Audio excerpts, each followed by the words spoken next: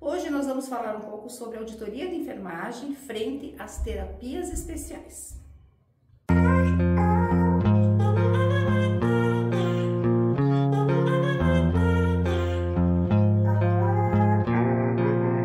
Nós chamamos de terapias especiais as terapias que são hoje solicitadas e liberadas para os beneficiários, os pacientes que se encontram dentro do espectro autista e que, portanto, são beneficiados com esse trabalho intensificado de terapias. Quais são essas terapias?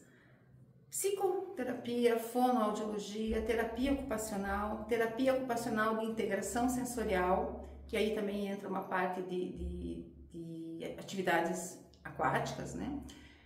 Nós temos ainda a psicopedagogia, também dentro dessas terapias especiais, e outras que têm entrado, né, no rol de obrigação, no rol de cobertura das operadoras de saúde, que é musicoterapia, a ecoterapia, entre outras. Mas nós aqui falamos muito da auditoria de enfermagem, então qual é o nosso papel de auditor de enfermagem frente a essas terapias? Se você é um enfermeiro auditor que trabalha com liberação, né, na auditoria prospectiva, aquela que eu libero antes, né, os procedimentos antes, você vai se deparar com as solicitações. Então, nesse momento, o que o auditor, né, o que o enfermeiro auditor pode fazer? É esperado que toda operadora tenha um protocolo definido de documentos que devem ser enviados para que essa terapia seja autorizada e liberada. Usualmente, nós nos baseamos na solicitação do médico assistente, que é o ideal, a situação ideal é que seja um neuropediatra que faça a avaliação dessa criança, faça, né, o diagnóstico ou a hipótese diagnóstica e que solicite as terapias, o apoio terapêutico da forma como ele acha que essa criança vai se beneficiar. Então, eu, enquanto auditor prospectivo, que vou fazer a liberação, o que eu cobro, né, dessa clínica, desse profissional, quando ele me solicita a liberação? Que seja enviado o relatório o pedido médico, né, a solicitação do médico assistente. Nessa solicitação, o médico vai relatar qual é o diagnóstico da criança e o que ele espera que seja feito, o que ele deseja que seja feito, né? Quais são as terapias e qual é a frequência que a criança vai comparecer. Quando a criança chega na clínica para efetivamente realizar as terapias, o profissional responsável que vai assumir o atendimento dessa criança, após 1, 2 ou 3 sessões de avaliação, ele irá emitir um relatório colocando qual é o plano de tratamento que vai ser seguido por essa criança em um determinado período. O que nós não podemos esquecer?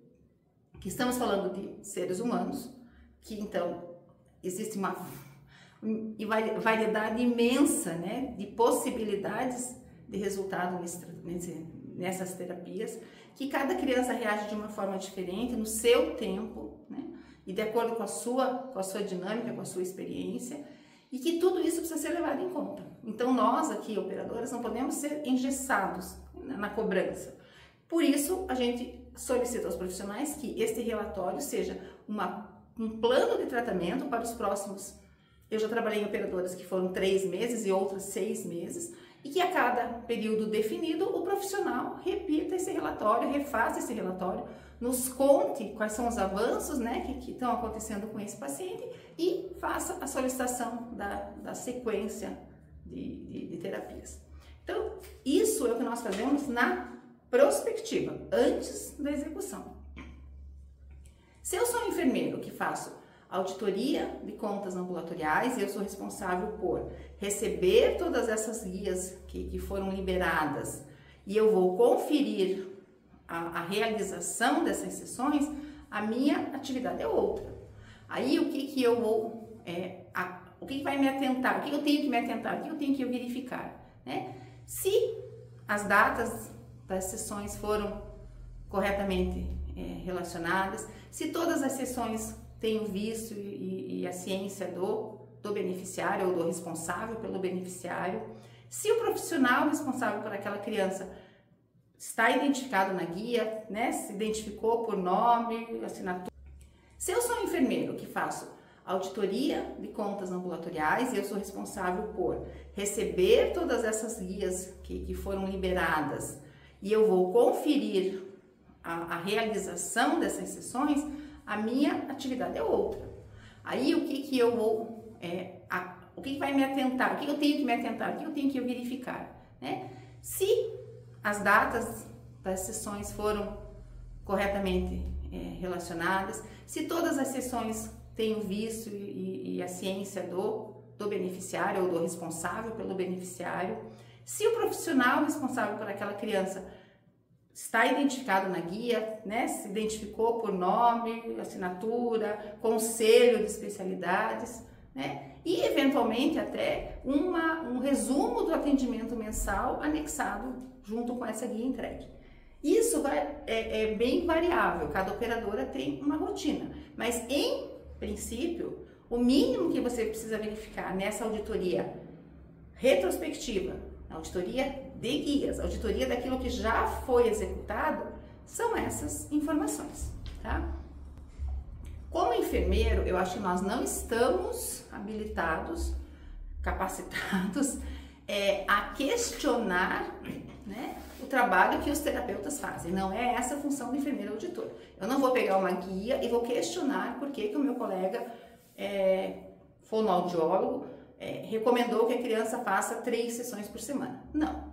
Se ele, como profissional, como fonoaudiólogo, está recomendando 3 vezes por semana, nós, como operadoras, vamos solicitar o plano de tratamento, referendar a solicitação dele e acompanhar, né? Quer dizer, qual é a demanda que essa criança tem, qual é a necessidade que a criança tem, que precisa de um tratamento intensivo e como ela está se comportando, como ela está evoluindo, como ela está avançando no processo terapêutico de tempos em tempos, tá?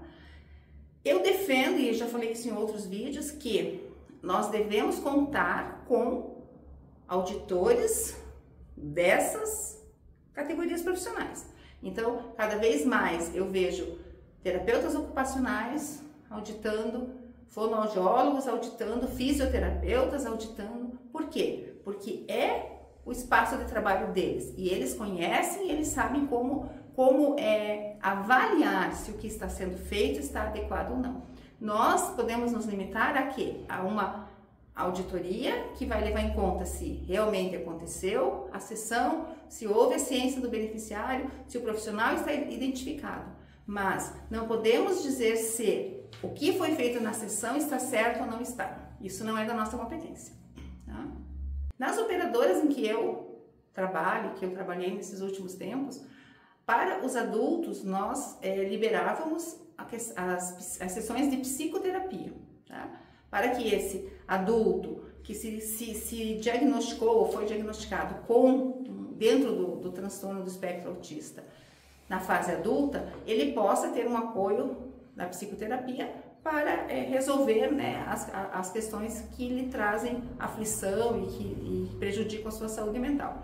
As demais terapias, elas são, via de regra, destinadas às crianças, tá? Por quê? Porque o objetivo delas é uma intervenção precoce para que a criança desenvolva o máximo possível do seu potencial. Então, quando eu estou falando de um adulto, eu parto do princípio que o que poderia ser alcançado de desenvolvimento de linguagem ou de terapia ocupacional já foi no momento da idade adulta. Então, este é o entendimento das operadoras que eu trabalho hoje.